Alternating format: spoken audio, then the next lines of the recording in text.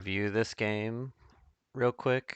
It was super fun, and I just kind of want to go back through it and see if there's anywhere I could improve. So I'm just going to review it real quick from my own perspective. It's going to be just me for the camera the whole time with Fog of War turned on so I can kind of get a good idea of what the game was actually like. It's going to be a quick one. I might play a game after this also. So if I do, I'll cut the stream real quick just in between games and then hop back on and play another one.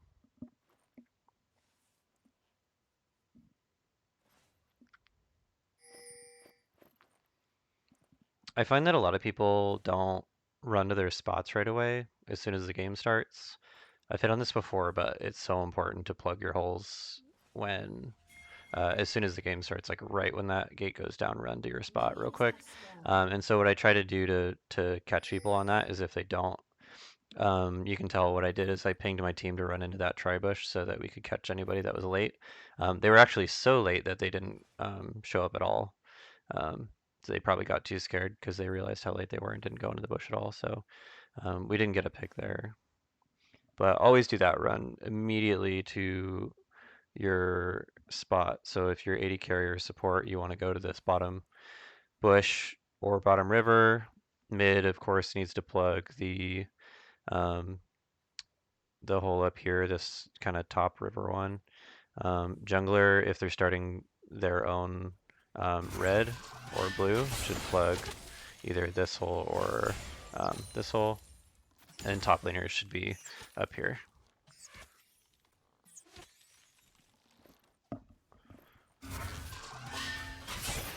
I went really aggro on this Nami because she is an immobile, super squishy champion. So she's exactly who you want to lane against as a Pyke.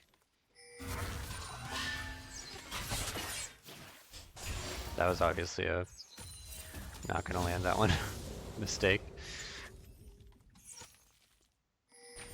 But yeah, basically I threw out a hook every chance I had on this Nami because even if we don't kill her or get like a really good engage, like the more we poke her, the more mana we burn. So there's no benefit or no downside to trying to grab her every chance we get. Pyke's hooks don't really take any mana, so you can just keep doing it. And it's a really long, really short cooldown because that's of course his damage too, his Q.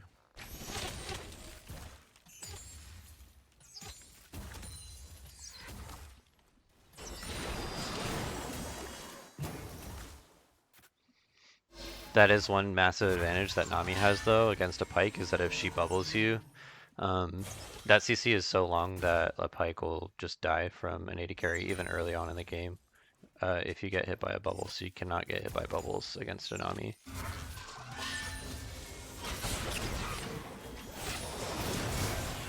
See, I'm already at half health just from getting hit by that bubble. I don't know if it was avoidable by me because I was in the middle of my Q animation. And you can't move while you're using your Q, so I don't know if it was avoidable, but it just kind of shows you the damage there. So that was actually a really lucky. You notice that I stunned the Tristana on my way out. I had just hit level 3 as I was running away. And quickly leveled it up and used it just to get away from the Trist, but she happened to just be in the position that she got hit by it too, so that was just pure luck, but it ended up getting a kill and saving my life. This is also another really important thing. You always want to help your jungler get the Scuttle Crab. It's so important for them, XP and money-wise, to get Scuttle Crabs. If they can't get both, at least to get the one, so you saw there that Kayn was in the river. So we both went up to help make sure that he got that.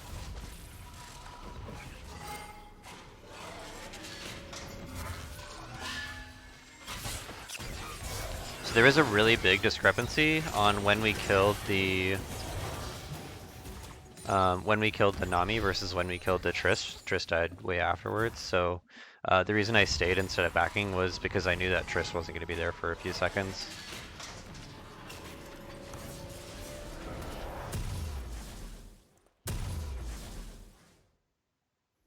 It does delay our backs a little bit, but our wave was pushed up and there wasn't really any risk of losing money or tower plates from backing there.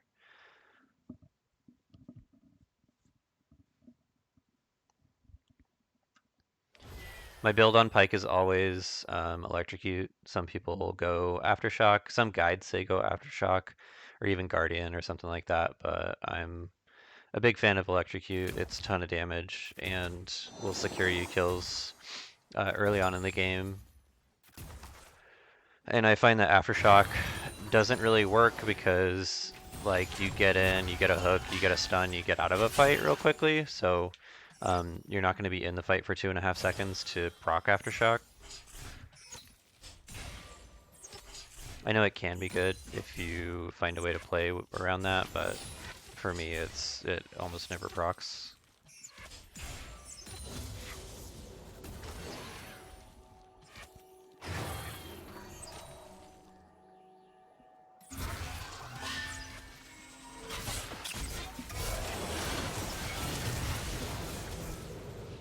So yeah, always just trying to get out, get a hook, get out. Even from that really quick engage, like I'm at half health, so just kind of shows how squishy Pyke is. You kind of just have to trust your AD carry to finish off kills or finish up a fight, even if you have to leave.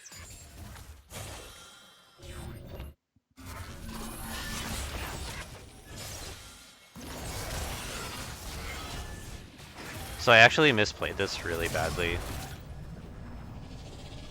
I should have just stuck on the Kayn the whole time. I should have tried to stun him and ignited him earlier. But I decided to try to stun the Triss because I thought Ashe was just going to try to get out. And then what I did there is I tried to back off to regenerate my health. But I think there was a chance that I could have stayed in a little bit more because the Kayn died, so I wasn't really at risk of dying. I could have just stayed in that fight and potentially helped the Ashe live.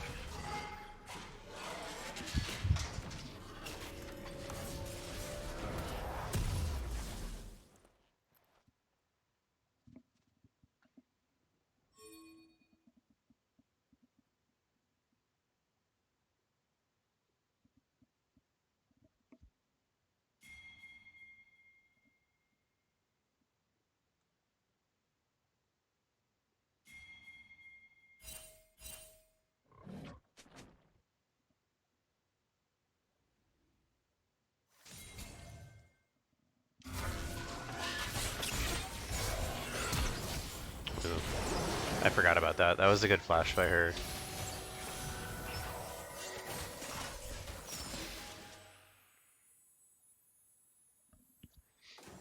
And I totally didn't expect it. We blew her flash really early this game, and she didn't have it like the last 2 or 3 fights, so I just completely forgot that it was probably coming up soon.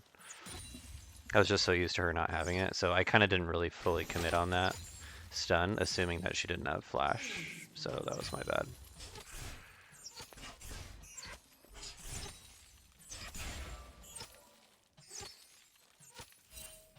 Blue team's turret has been destroyed. Killing spree.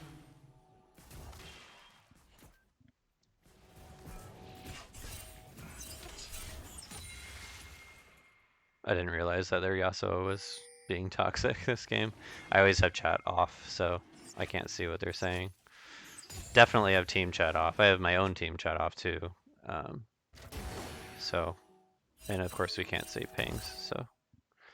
But pretty understandable that they're pretty mad this game. Our Diana completely rolled over that Yasuo. And then started ganking top and jungle. She was already 6-2 at this point in the game.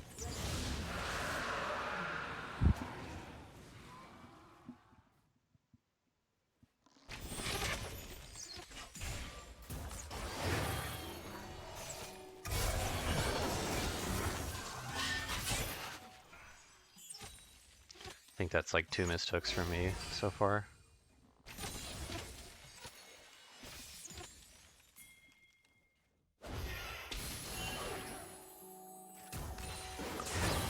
So Yasuo comes down. My only priority here is to try to help the Ashe. But what I do try to do is hook the Yasuo back into our tower. Unfortunately, he walls it. He walls my hook there. You can't see his wall. That's a bug from spectator mode. You can't see a lot of abilities.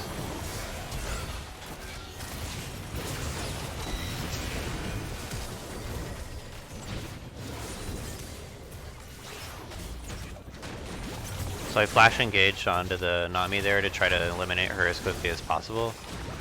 But it was probably a mistake. We probably would have still gotten the same amount of kills if I didn't do that, and I probably also would have lived.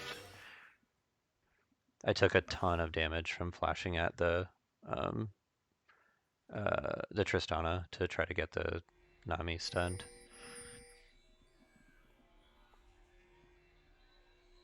Blue team's turret has been destroyed.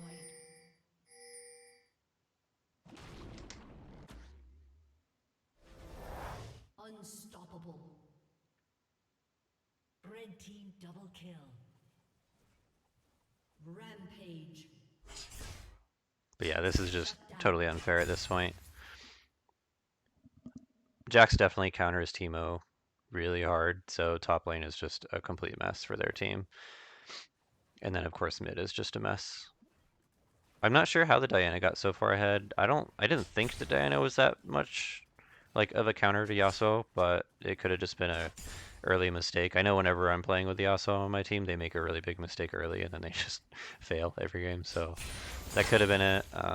But Yasuo should be even with a Diana as far as I know.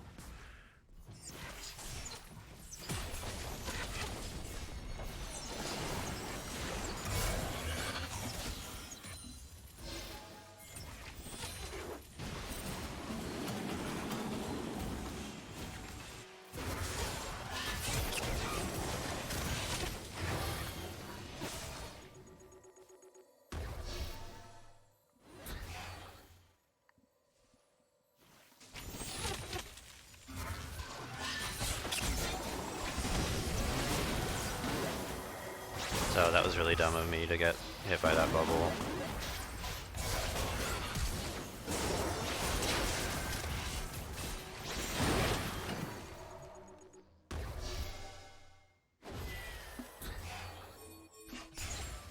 So Zach wants to commit really hard here, and I do remember this fight. They're all really low, so I could potentially go in and ult, but there's 3 of them, and if I get hit with any CC, then I'm screwed. So he goes in super hard, and then they flash away from my ult, and I miss a little bit of both. So I think that was completely unnecessary to go for those kills. And I didn't really want to go, and I think that's probably why I messed up and missed some stuff. But I got really pissed because Zach starts pinging that I missed my ult after that fight when it was his decision to go in and mess up everything. So I got pretty pissed at that. It doesn't matter, obviously, in this game. Like, this game's over, but it was completely unnecessary to go in as hard as he did.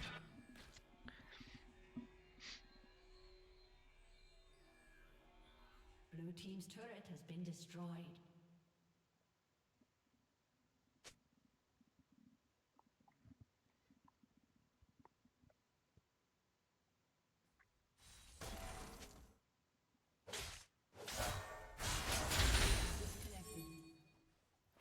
Dominating.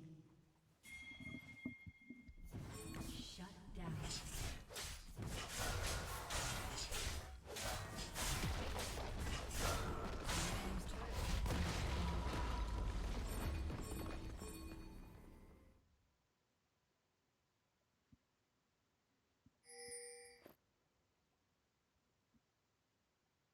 So the reason I put those wards in those spots is because I was thinking that Ashe might want to farm after we get the dragon.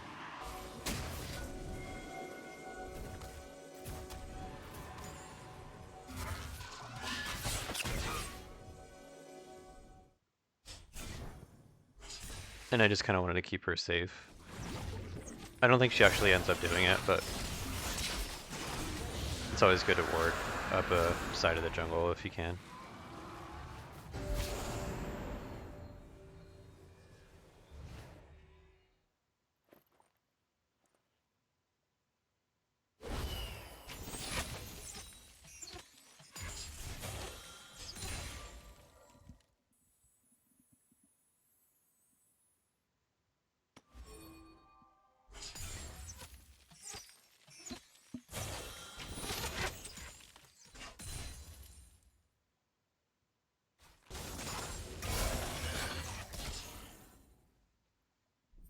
feels bad.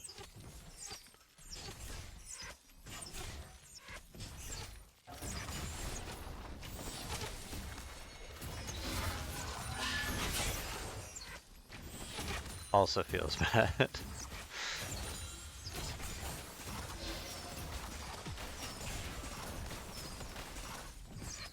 So yeah, the game's definitely over at this point. Blue team's turret has been destroyed. But you shouldn't let that affect the way you play. You should Blue still team's turret try, has been because you destroyed. never know. I have lost. I've literally been at this exact position in a game before and lost. So